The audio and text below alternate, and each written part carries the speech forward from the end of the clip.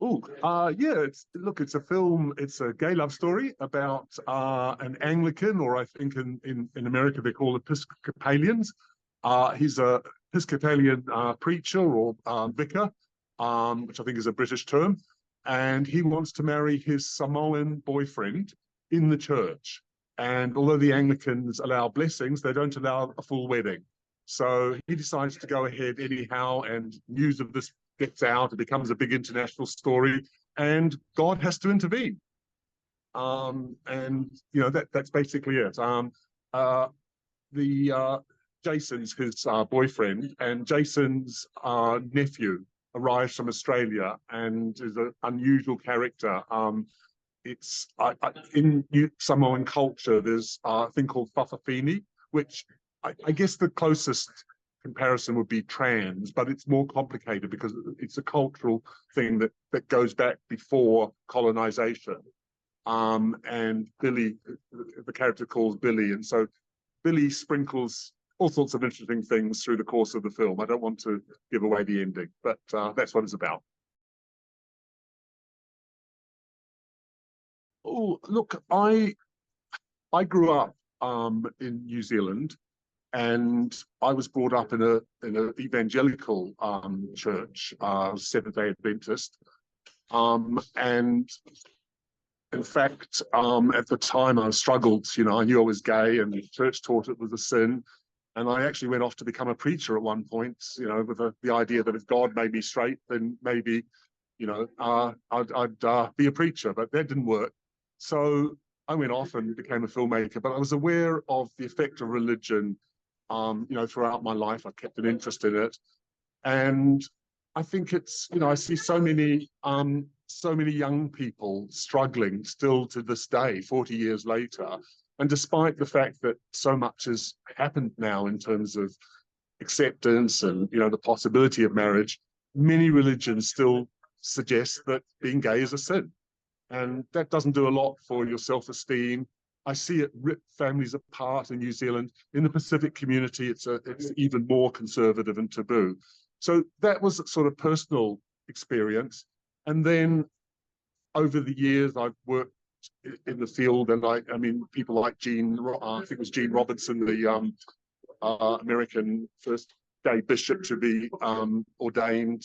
He had to wear a bulletproof vest when he was ordained. So it was sort of, based on news stories and real people I knew. So that was it, and it grew from there.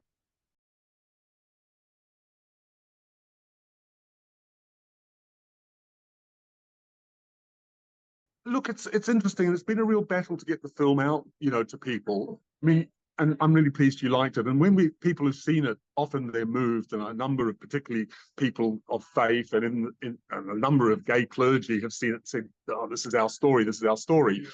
But for me, the film it's a love story, and ultimately, to me, what's important is love, whether it's whoever it's with, and then I wanted to make a film. I mean, I think one of the reasons it's been so hard to get it out there is, as you rightly said, churches have been traditionally the enemy of gay people, and yet, in a way, it's almost more subversive by suggesting that, God loves gays as well. And I think what's important is family and community, which church can provide. So when it's done well, I didn't want to make a film that just attacked the church. And I think in many ways, it's a complicated thing. I mean, my father, who remained devout to the end of his day, his last thing he said to me is, "I'm so sad, Paul, you're not going to be in heaven with me." And in a way, he meant. And look, I mean, strangely enough, I mean, I've had a long-term partner for 40 years, and he actually got on with my partner better than he got on with me, because they sort of, bonded over motor cars. But, it's sad that, he had to think that, because actually when you see there are churches that welcome the rainbow community, and they should. So, for me, it's about family and love and community, which I think is the important thing. In this day and age, I think it's even more important than ever because of all sorts of what's going on politically in the world. But it's ultimately a love story, and you know, and that's what's important.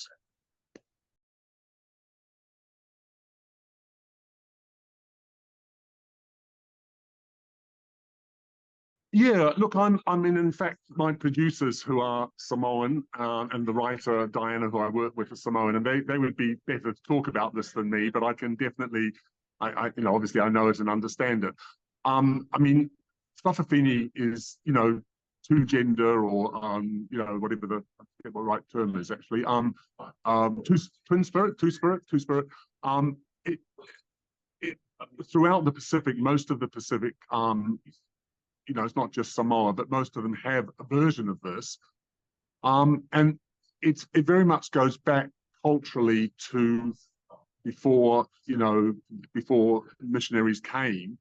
And often within a family, one of the, you know, boys would be designated to be Whakawhine, and they would be, it's not as straightforward as just trans. And they were actually given, I think, a certain degree of respect and also seen as spiritual leaders. And then that sort of, you know, filtered down through the ages. New Zealand has a huge Samoan community, more than in Samoa. I think it is very important. And I think, you know, the aunt understands this. And obviously, there are lots of little details that, I mean, Diana brought Billy to life. And I love, you know, there's a scene in the film where Billy puts some material over a mirror. And that's very much to do with their traditions. It's to stop the evil spirits coming through the mirror at night time. So it's all those little details that I think are beautiful and wonderful. And it's very woven into Samoan culture. You probably need to talk more with, you know, I can always get you to talk to Nairi or Stephen more about it. But, you know, and then Joe, who plays Billy, brought the character to life in a very authentic way. I mean, he just took hold of it and ran with it, which I love. I love his performance. So yeah, it's complicated because there are traditional Whakawhine in New Zealand, and then there's obviously a trans version of it. So it gets quite complicated, all the different layers. But for me, it's not about putting labels on people. And certainly it's something that was, and to some extent is still respected.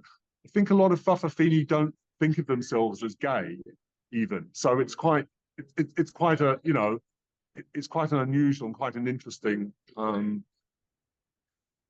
you know, cultural aspect. But as I said, I'm not the expert on this, and you probably need to talk more to Diana or Nairi.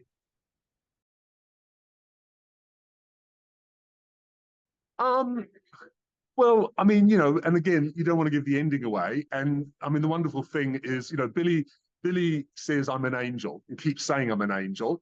And then Jason says, but you know, he's a fantasist and makes things up.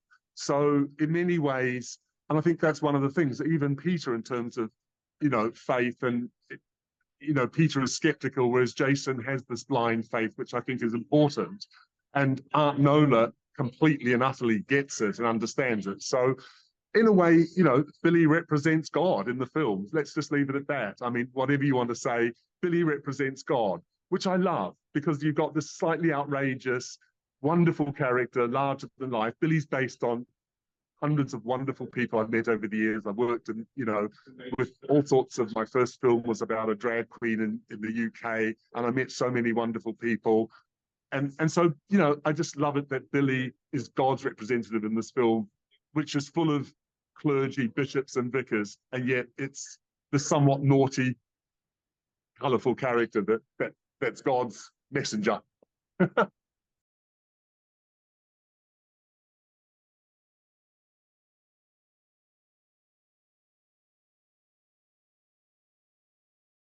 Yes, I think I know what you're alluding to. It's a biracial relationship. And I mean, you know, I wanted to explore, you know, Peter is an expat Brit, obviously middle class, educated.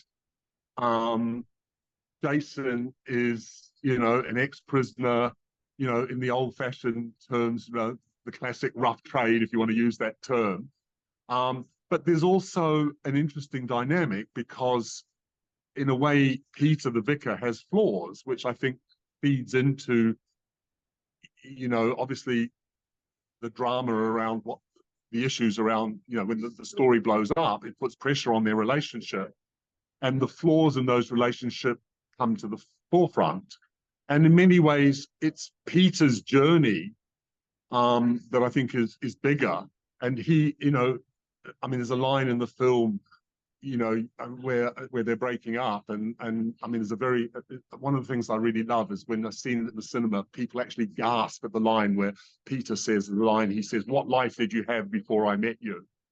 And it's such a horrible line, and I've seen the whole audience gasp.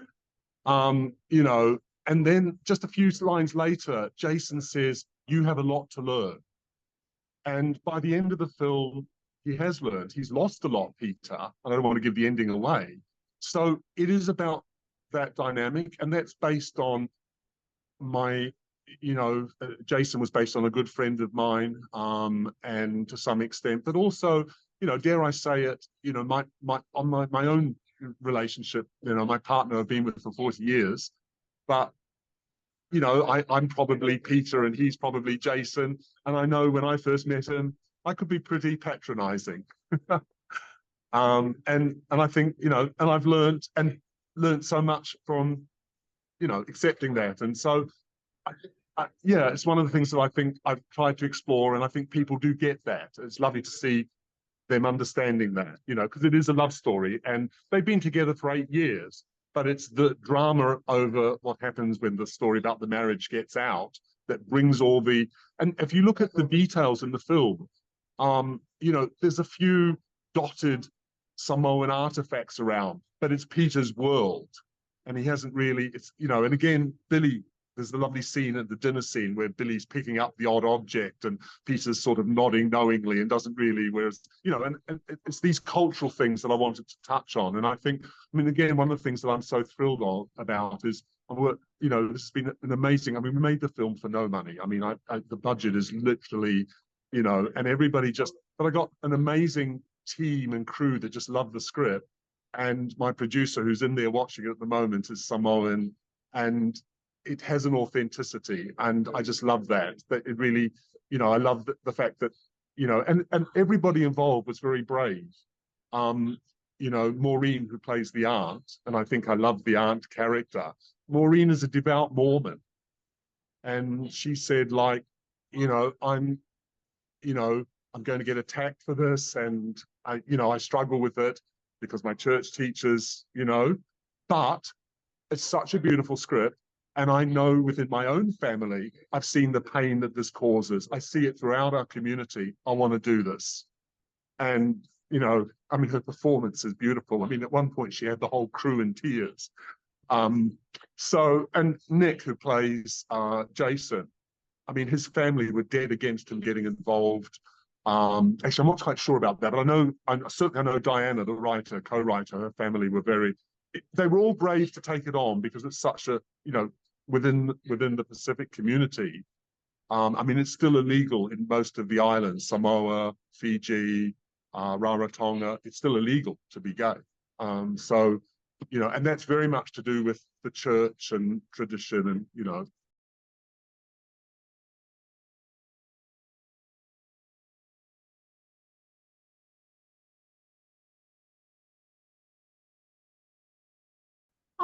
Look, I think, as I said before, it's they're based on to some extent real people, and I guess and also a lot of relationships in New Zealand are like that. It's not uncommon, and in a way, the sort of cultural differences, make it different.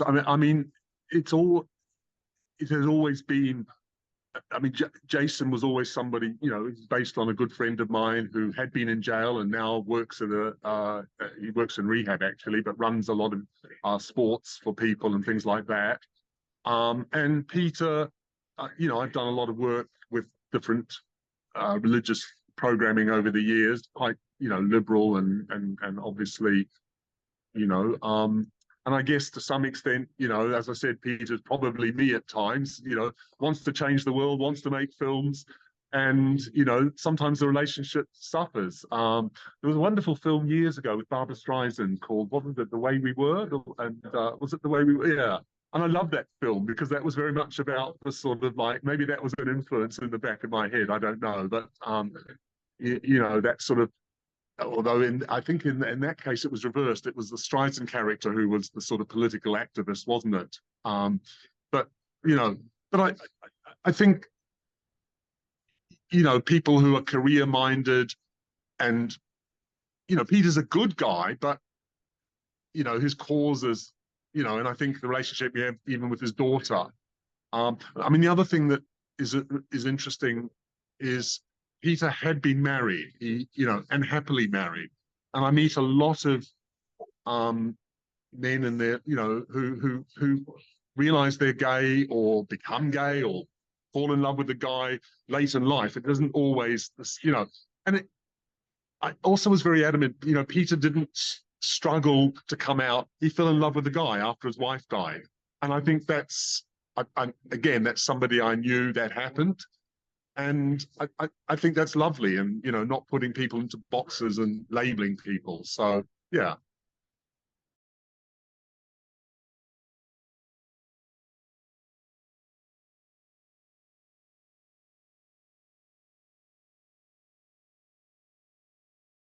Yeah, look, that's a really good question. And I mean, we shot this film in 16 days in the middle of COVID on literally, you know, just some money that my mum had left. My partner put some money in, and Nairi raised from not crowdfunding, but just friends and family. So it really was a labor of love. I think the one thing that I didn't quite nail, but there's in a way, this is what this is alluding to. You know, Jason, and you see moments of it. I didn't want it to become, you know, it's interesting because there are a couple of moments where you see Jason's old life coming back to the fore. And at one point, I think the scene where they break up, I wanted him to almost punch Peter. And then I thought, no, that didn't feel right. But the thing that he overcomes there is, you know, he came from a rough background and could have fought back. And I think the fact that he didn't fight back when he saw, you know, Rye, his youth club guy there, and the problem, you know. So I think it was him overcoming the fact that he had changed. But that's not, I hadn't nailed that fully, to be honest. And, you know, beforehand, he was not sure whether to go in or not. And then I think the fact that, you know, he hadn't fought back was possibly the reason, in my mind, is why he then goes back in. But again, I don't want to give away the ending. But you know, it's interesting. You should pick up on that, and it's probably the one thing that I, you know, I mean, the performances elsewhere, I'm thrilled with and love, and you know, and there is a moment where he looks up, and you sort of, I mean, because we did talk about this, and Nick, who plays Jason, sort of, you know, said, you know, I wanted to say, don't fight back, although the instinct is to fight back. And I think that's, again, you know, trying to explore things. So I didn't answer that very well, but anyhow.